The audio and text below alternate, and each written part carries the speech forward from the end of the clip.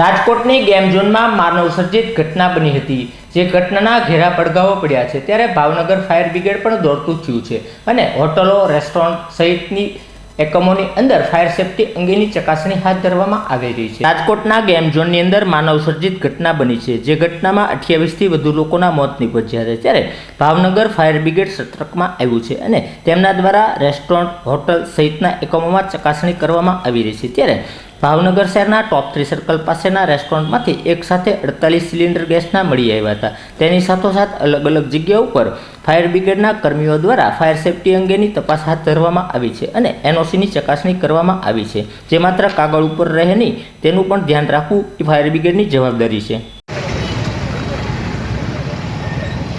એનો મને location address આપો ને ખાલી એટલે ઓકે, વાંધો નહીં, પાક્કું ભાઈ।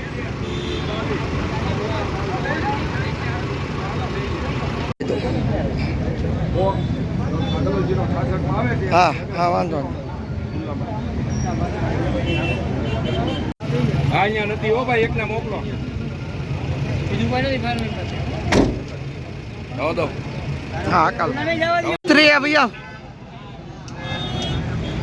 હા હા હા, એ લાવે છે, એડવોકેટ છે, આ લાવે છે, આવશે એટલે ફોન આવી જશે। બસ લાવે છે।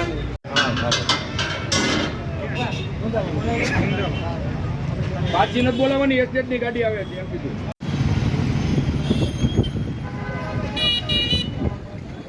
પણ મારે પાસે કાગળિયો ખોવાઈ ગયો છે, પૈસા જે ભર્યા છે ને, પૈસા જે ભરેલા છે એ કાગળ ખોવાઈ ગયું બોલાવીને પછી છે ને